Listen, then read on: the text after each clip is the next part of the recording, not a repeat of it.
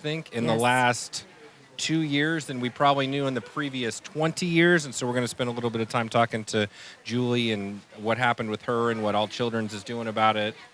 Yep. Julie, you're 15. You know firsthand. What happened to you? I was playing softball, and I was wearing a mask. My friend threw me the ball, and one of the other girls had stepped in front of me to try to catch it, and she missed, and it hit me in the face. So With the mask on. Yes. But it still hit you hard enough yeah, that it gave you a concussion. it actually hit me hard enough to knock everything off of me. I didn't have a bow in my hair. I didn't have a face mask on the last time. Were you doing actually anything. knocked out? No, but I continued to play the game Wow. with a massive headache and spots and such. So when did you know that it was a problem and you needed to go to the doctor?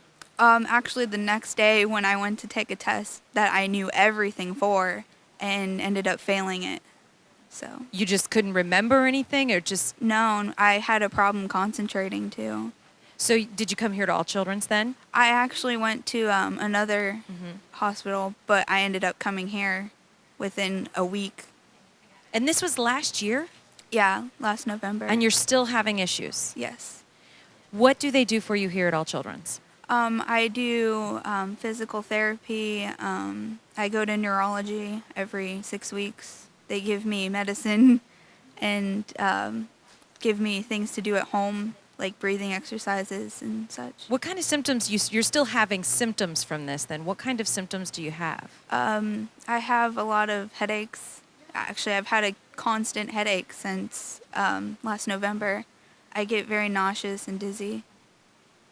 And you have the head athletic trainer here at All Children's is with us, Ryan. And Ryan, I mean, this has got to be some of the worst case that you see when a concussion that's affected her for over a year now. How do you help someone like Julie? Yeah, absolutely. I mean, it's unfortunate that Julie's gone through this. And, you know, for those kids that are out there, just to know that if these things do happen, there are things around that, you know, and people and physicians that can take care of you. In her case, she came a week after the concussion, and we instantly started doing impact baseline testing. And what that is, it's a neurocognitive computerized test. It tests memory, reaction time, cognitive processing, and all the important things that these kids go through for sport, but not only that, but for academics as well. And like Julie mentioned, she was struggling during school.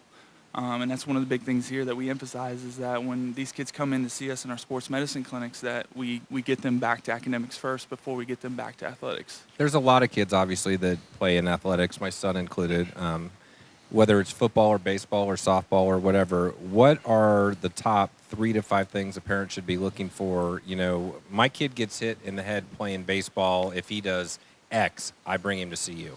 Yeah, absolutely. So the biggest thing you first want to see is, you know, is there any loss of consciousness? That's immediate red flag that needs to go to the emergency room. The next are spiked headaches, increased headaches. If your kid gets hit in the head and they have headaches, obviously there's an issue and they've never had headaches before. They need to go be seen by a physician that's trained in sports medicine. The other thing is abnormal behavior. A lot of times, you know, especially with parents and coaches out there, and as far as like us as medical staff, like athletic trainers, we can't be everywhere. So you understanding what your kid, you know, normally acts like is a huge deal. So if they're not acting right, they need to be seen as well. And that's a lot of the stuff that we're seeing in the news is sort of the abnormal behavior that can go well into the future.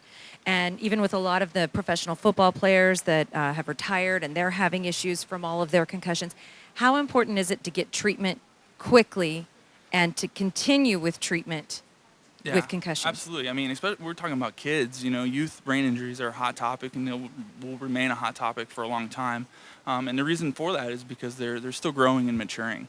It's a lot different than adults. Adults, you know, get up and go to work and they go home and kind of can lay around. Where these kids come in and, you know, they have full academic loads, and a lot of our kids are high academic, you know, student athletes. So, I mean, just this year we had a senior that was trying to get into Georgia Tech for engineering. We had another young lady that was trying to be a pilot and get into the Air Force and become a, you know, and fly fighter jets. So everybody's different, but when it comes to kids, I mean, it's very vital that they get in immediately so we can start working and progressing them through. I mean, as a parent, I had no idea that there was other treatment besides rest. But there is. And that's what's cool about All Children's, and that's what's cool that people need to know, is that they can come here and get the treatment that their kids should be getting. Absolutely, absolutely. So, I mean, the big thing, like we said, is academics. And like you just mentioned, rest is one of the best things you can do. Just lay low for a little bit. But there's other things. I mean, especially with kids in the technology era, they're playing computer games and they're texting and, you know, they're watching a ton of TV and they're using all that bad energy towards those things instead of just, you know, not doing anything and resting, and which will make things a lot better. Julie, have you been feeling better since you've been coming to All Children's? Have they been helping you? Very. I see you've got a Brantley Gilbert shirt on. You feeling well enough to go to the concert next Friday night? Yeah. Okay, we'll set you up with tickets. Is that cool? Can we do that? Is that a yes? Really? All right, you can make it if we do that? Yeah. Okay, all right. So here's the deal.